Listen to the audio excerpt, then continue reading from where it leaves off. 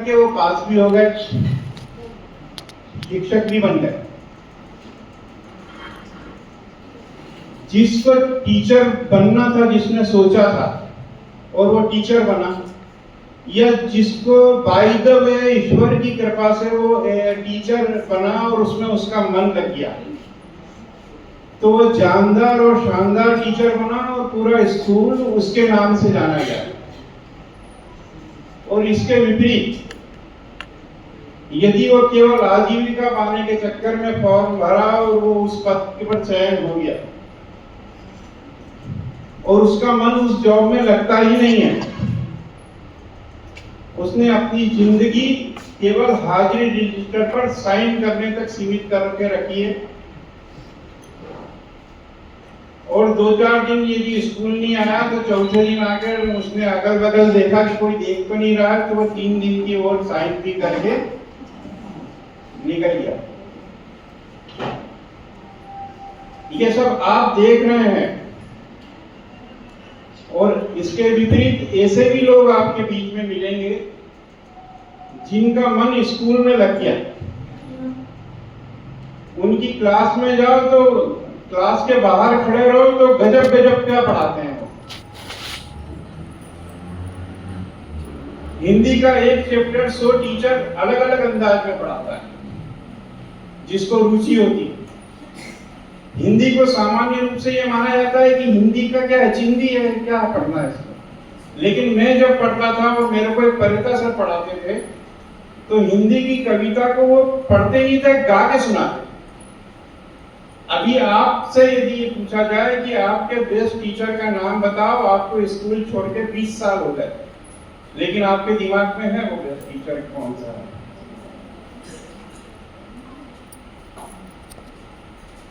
तो ऐसे भी टीचर हैं।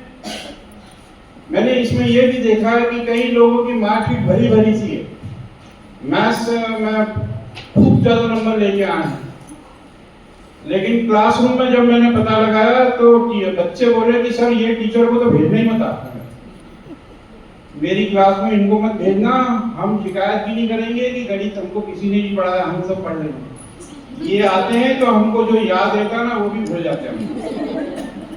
ये सब आप देख रहे हो। तो क्या हो गया, ये क्यों हुआ? ये इसलिए हुआ कि इन बच्चों की या इन सर लोगों की कैरियर काउंसलिंग नहीं हुई। उनके अंदर ये भावना ही जागृत नहीं की गई थी कि तू बड़ा होकर करना क्या चाहता है। सुरुचिपूर्ण भोज और जबरन में परोसे गए भोज में अंतर होता है ना, वही ये आजीविका के मामले में होता है। आपने देखा होगा कई मजदूर होते, कारीगर होते हैं, उनको देखा होगा कितने बड़े कलाकार होते हैं।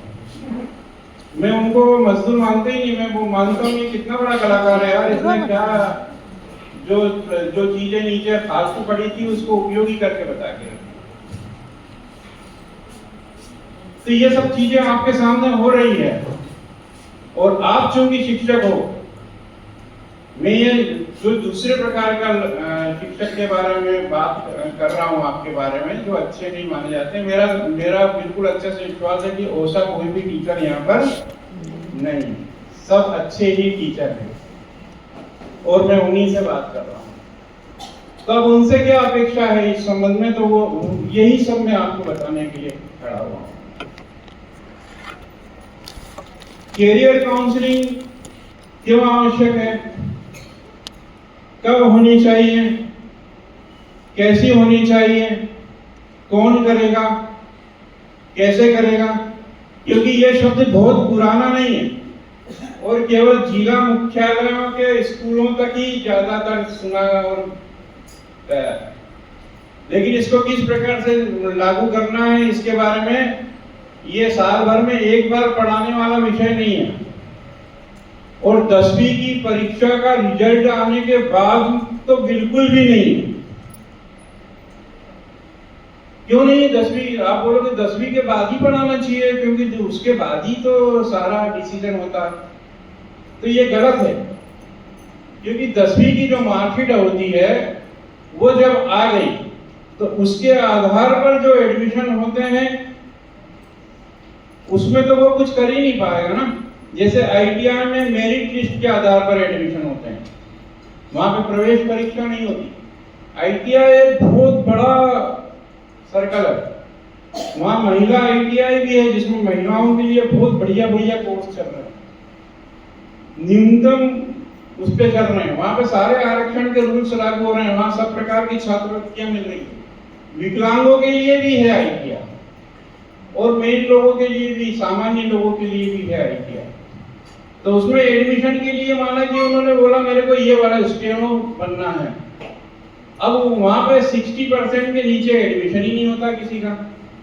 अब वो बच्चे की परीक्षा की मार्कशीट भी आ गई और उसमें लिखा 55, अब उसको आप कैरियर काउंसलिंग दोगे तो कोई मतलब है क्या उसको? बिल्कुल नहीं। लेकिन ये तो इसके भी एक बहुत आगे की बात मैं बता रहा हूं। आप लोगों ने पूछना अपनी क्लास में बच्चों को कि कभी 10वीं की अंक सूची देखी क्या तुमने? उसमें अंक किस प्रकार से लिखे रहते हैं कभी देखे क्या तुमने? उसमें प्रथम श्रेणी के लिए कितने अंक आते हैं आपने देखे क्या कभी? आप सेकंड डिवीजन में कितने नंबर होते हैं कभी देखे क्या आपने? तो वो बोलेगा कि नहीं देखे मैंने। बिल्कुल दावे से कहता हूं आपको, 95% बच्चों ने 10th की अंक सूची देखी ही नहीं है और जो वर्गीकरण है प्रतिशत का उनको नहीं मालूम। अर्थात उनको ऐसे